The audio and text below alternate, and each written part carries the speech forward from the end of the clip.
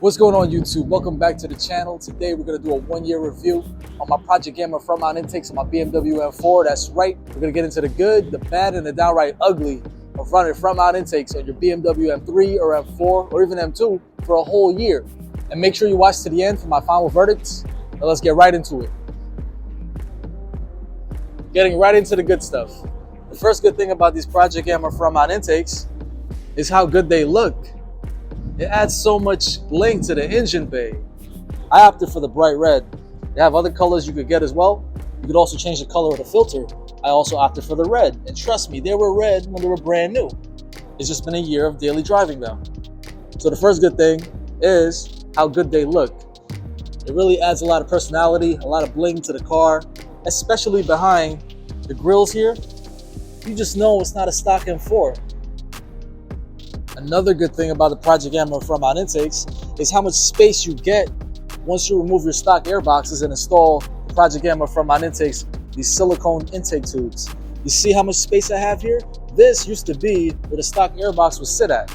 Now, this is definitely a good thing because now I have a lot more room, especially when you want to wipe down the engine bay and keep it clean. So much more wiggle room to stick your hands through here because you know what? The Germans make everything so compact. It's kind of hard to work on the car and get your hands in crazy tight places here. So this is actually a great thing to how much space you save. Now the good thing about Project Gamma using silicone intake tubes here is the fact that how easy it is to bend and flex and makes it so much easier to install, and you could really get it into tight crevices such as this in order to get it installed. This was a big help. The fact that how flexible it is because it is silicone. The good thing about the filters that Project Gamma uses is the fact that it has multiple layers. It's hydrophobic. It does not suck in water. You will not hydrolyze your engine. I gotta tell you guys something. I have not cleaned these filters in the whole year that I've daily used them. They've seen winter, summer, spring, fall, rain, snow, sleet, bugs, driving out of state, going on long drives. They've seen everything. And I've never gotten a check engine light. I've never got a rough idle.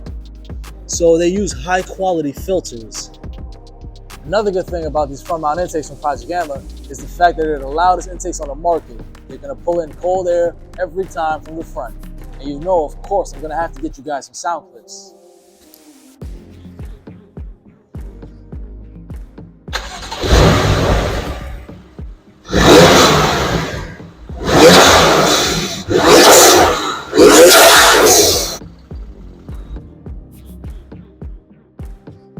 Now let's talk about the performance benefits of the Project Gamma front mount intake. The reality is with Project Gamma intakes, any intake, front mount, under the hood, aftermarket intakes, the reality is you're not gonna get much horsepower or torque benefits or gains from just an intake. You're gonna need a tune. See, I'm on a boot mode stage 2 tune. So basically the tune is able to tell the computer and tell the car, hey, pull in more air. Guess what? I got Project Gamma front mount upgraded intakes.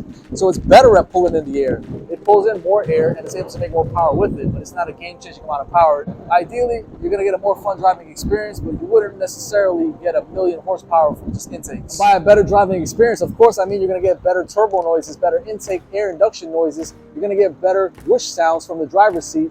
You're gonna turn heads when you pull up, when you drive by. People are gonna look because they're gonna hear the engine sucking in all that air because it's right from the front. So of course it's gonna make a loud whoosh sound. So performance-wise, generally you won't feel a crazy amount different, but if you're on a tune, you are able to utilize it better and the car is able to make a little bit more power with the intakes because the tune is telling it suck in more air, and because it has the equipment now to get it cold air all the time a lot quicker. It won't be a life-changing amount of power with just intakes, but it will spice up the driving experience. That was the good, let's get into the bad. The first bad thing that really comes to mind is the price. This thing was like $1,000. $1,000 plus shipping and tax, let's say $1,100. That's kind of a lot of money for these intakes now that you think about it. Now the next bad thing about these Project Gamma intakes is the fact that they're a pain in the ass to uninstall when you need to get them out the way to work on the car. Because there are going to be times where you need to take them out in order to do something under the hood. They're a pain in the ass to take out, I gotta tell you that. Well, take a look at this. I have a brand new belt here. I did not install that. I took the car to a shop and I had them install it. Now, in order for them to install it, they had to take out this front mount intake tube right there. So in order to take this out, they had to either get the grill off or take the whole bumper off. That shit was a pain in the ass, especially when you have to stick your hands and get it through this tight crevice here that is very difficult, especially because this is all a bunch of metal. So imagine metal against your skin and ripping your hands up. Definitely a pain in the ass when it's time to take it out, if you need to take it out in order to work on the car. Now I know I said having all this extra space thanks to these intakes is a good thing. Well, there is some bad that comes with that. Now say I'm cruising at a high speed on the highway, wide open of course, nobody in the way, not breaking any laws. I tend to get a lot more wind noise from the driver's seat, and I believe it's because air is getting trapped in here. Because there's so much more space and it's less compact under the hood, I feel like air is getting back there and just getting trapped, and it's making a little bit of a noise, almost like a slight whistle. Not enough to really annoy anybody. You probably wouldn't even notice, but because I'm the driver and I drive this thing all the time, and every little sound I'm gonna pick up on because I'm worried about, yo, what did I break now or what happened now? I notice it, but of course, it's not a big deal, but it is a bad thing that I do believe you get more wind noise because air is getting trapped in these open pockets, basically. And finally, the last bad thing about these front mount intakes is the fact that they're exposed. They're right behind the grill, so they're easily susceptible to damage. Imagine a giant rock is flying off a truck on the highway and it just hits it, damaged. Or you're exposed to flies, you're exposed to mosquitoes, any kind of bugs that's gonna hit the car on the highway on a long drive. Definitely exposed to that. And let's not forget to mention, imagine somebody doesn't like you. You have a hater out there. They could just come up and poke a hole in your filter. They could even undo that clamp. So the last bad thing about these front mount intakes is the fact that they're front mount and you're very much exposed to the elements. You're at the mercy of Mother Nature and the people around you. You might as well be walking around with your fly down. We covered the good, we covered the bad. Now let's get right into the ugly. No, I'm not talking about me. Obviously, I'm beautiful. Don't play yourself. Getting right into the ugly, if you saw my install video, you know installing these front mount intakes, you have to hack up the plastic right there above the radiator in order to get that silicone intake tube through. You can see it's a very tight fitment here, and right here, where I'm pointing at, that is where I had to hack up in order to fit the tubing through. So that's definitely pretty damn ugly if you ask me. So now another ugly thing that really comes to mind are the actual filters themselves. These filters, they're shorter, they're very efficient, and they have multiple layers and they do a great job of being a filter. But aesthetically speaking, I honestly wish that they took up more space back here. I wish there were longer filters and not these short ones here.